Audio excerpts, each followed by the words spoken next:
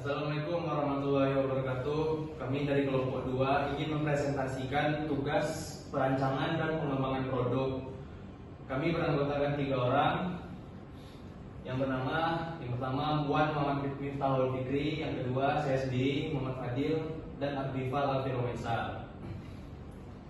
Latar belakang: teknologi membuat segala sesuatu yang dilakukan menjadi lebih mudah. Teknologi dispenser akan terus berkembang, namun penggunaan masih harus menekan keran untuk mengeluarkan odol atau pasta gigi. Salah satu bukti kemajuan inovasi teknologi adalah hadirnya internet. Setiap manusia membutuhkan pasta gigi untuk membersihkan gigi. Setiap orang memperhatikan kesehatan gigi dan mulut. Selain itu, saat mengeluarkan pasta gigi dari wadah kemasan yang sering terjatuh ke lantai, teknologi memegang peran penting di era industri 4.0 pada saat ini, di mana teknologi telah menjadi bagian yang tidak dapat dipisahkan dalam kehidupan sehari-hari. Rumusan masalahnya: kurangnya ketersediaan teknologi pada perangkat keras dan perangkat lunak yang diperlukan untuk membuat dispenser odol otomatis mungkin belum sepenuhnya tersedia atau terlalu mahal untuk diimplementasikan. Ketersediaan daya listrik yang diperlukan dispenser odol otomatis membutuhkan sumber daya listrik untuk beroperasi, sehingga harus mempertimbangkan ketersediaan listrik di lokasi penggunaan. Tujuannya ialah bagaimana merancang dispenser penuh odol otomatis tanpa harus menekan keran terlebih dahulu. Bagaimana cara membuat sistem notifikasi suara aplikasi via Telegram. Landasan teorinya: identifikasi kebutuhan pelanggan produk yang menjadi rancangan pada penelitian ini, yaitu bagaimana kriteria atau desain yang diinginkan oleh pelanggan terhadap odol otomatis. Adapun tahapan identifikasi kebutuhan pelanggan terdiri dari: yang pertama, pengumpulan data mentah. Yang kedua, interpretasi data menjadi kebutuhan pelanggan. Yang ketiga, organisasikan kebutuhan menjadi beberapa hierarki atau primer, sekunder, tersier. Yang keempat, penetapan derajat kepentingan relatif setiap kebutuhan. Yang kelima, analisis hasil dan proses.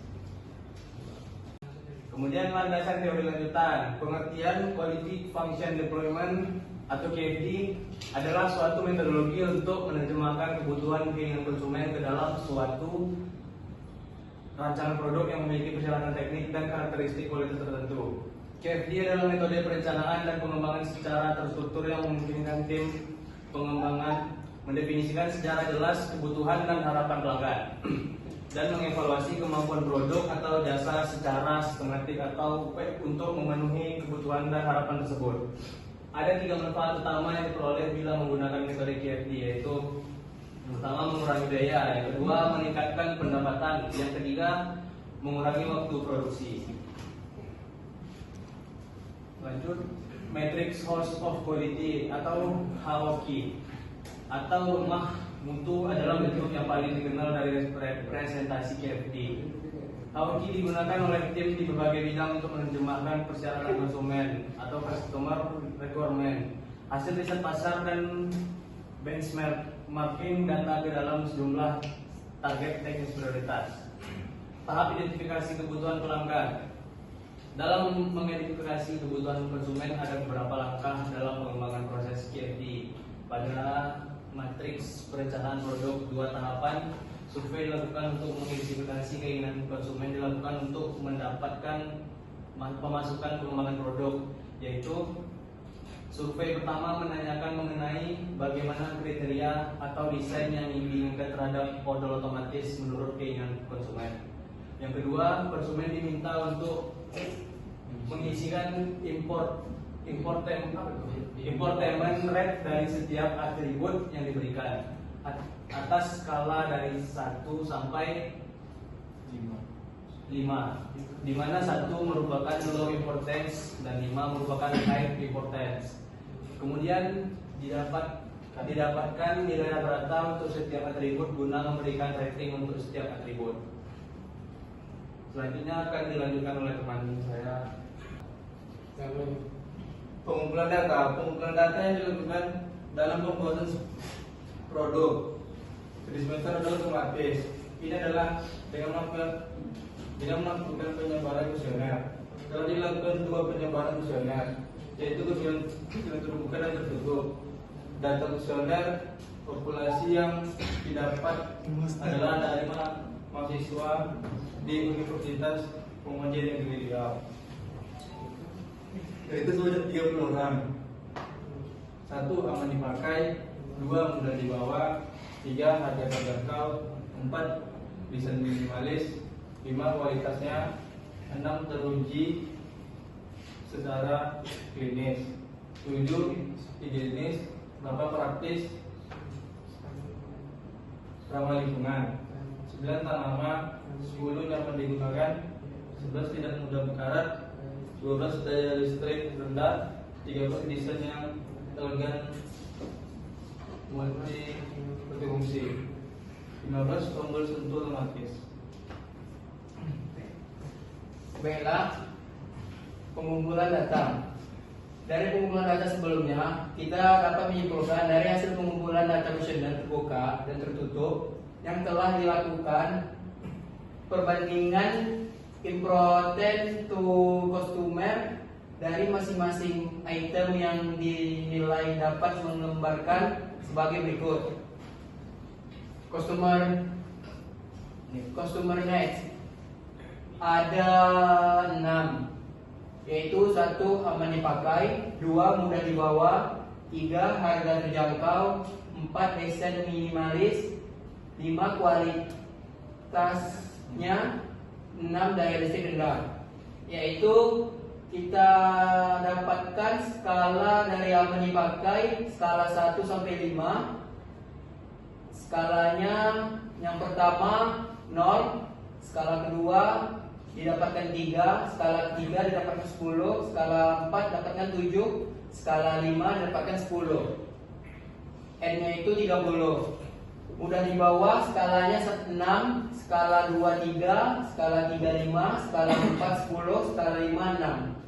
Harga terjangkau, skala 1 didapatkan 1, skala 2 didapatkan 4, skala 6 didapatkan 6, skala 5 didapatkan skala 4 didapatkan 11, skala 5 didapatkan 6. Desain minimalis, skala 1 didapatkan 2, skala 2 didapatkan 7, skala 3 didapatkan 7, skala 4 didapatkan 8, skala 6 didapatkan skala 5 didapatkan 6. Kualitasnya skala 1 0, skala 2 5, skala 3 5, skala 4 9, skala 5 11. Daya listrik rendah didapatkan skala 2, skala 1 2, skala 2 4, skala 3 4, skala 5, skala 4 5, skala 5 15. Pengumpulan data selanjutnya, technical response. Dari data voice of customer, hasil kuesioner di atas, respon teknis yang didapatkan, kita mendapatkan respon teknis ada 4. 1. Bahan baku, yang kedua desain, yang ketiga harga, yang keempat teknologi. Spesifikasi yang kita dapatkan, yang kita simpulkan, memilih bahan baku yang berkualitas. Yang kedua desain produk yang menarik. Yang ketiga harga yang sesuai dengan biaya produksi. Yang keempat teknologi modern pada produk. Pengumpulan data selanjutnya, house of quality. Berdasarkan desain tentang kualitas baik yang kuesioner baik yang konvensional maupun yang lebih signifikan dapat dinyatakan di produk berikut. 1. Kualitas terdiri dari sejumlah keistimewaan produk. 2. Kualitas terdiri dari segala sesuatu yang bebas dari kekurangan dan kerusakan. Di sini kita mendapatkan tabel dari house of quality, ada 4, yaitu respon teknis, bahan baku, yang kedua desain, yang ketiga harga, yang keempat teknologi. Spesifikasinya pemilihan bahan baku yang berkualitas, desain produk yang menarik, harga yang sesuai dengan biaya produksi, teknologi modern pada produksi. Pengumpulan data selanjutnya ialah kontribusi dan prioritas. Di sini kita dapatkan dari kuesioner terbuka dan tutup, kita menyimpulkan ada 4 kontribusi dan prioritas. Yang pertama bahan baku, yang kedua desain bentuk, yang ketiga kualitas bahan, yang keempat teknologi. Improvement. Di situ kita improvementsnya, importance. Ya, di situ kita mendapatkan nilai 41 dari bahan baku, yang kedua 8,55, yang ketiga kualitas bahan 110,1, yang keempat teknologi 130,6. Jadi bisa kita jumlahkan hasil dari important yaitu 467,5. Jadi bisa kita simpulkan skala yang perlu skala yang banyak dipinta dari konsumen. Yang pertama itu bahan baku, yang kedua teknologi, yang ketiga kualitas bahan, yang keempat itu desain bentuk. Jadi dari tabel berikut ini bisa kita simpulkan dari tabel kontribusi dan prioritas data yang paling besar adalah data bahan baku yaitu 14,10. Kesimpulan dan saran dilanjutkan oleh Pak Den. Baik, dari hasil House of Quality di atas diperoleh kesimpulan utama sebagai berikut. Yang pertama, technical response yang menjadi prioritas pertama untuk segera dipenuhi adalah bangunan dalam bahan baku menjadi item utamanya. Yang kedua, technical response yang menjadi prioritas kedua adalah teknologi dan di mana terdapat daya listrik mudah menjadi item utamanya.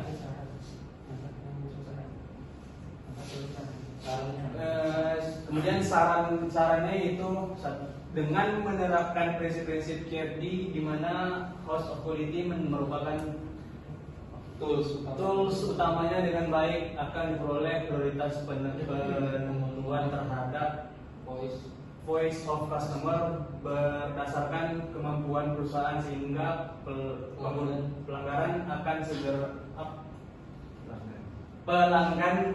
segera merasakan perubahan yang diterapkan.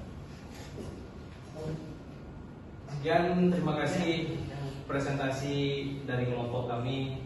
Apabila ada kekurangan kesalahan mohon dimaafkan. Saya akhiri. Assalamualaikum warahmatullahi wabarakatuh.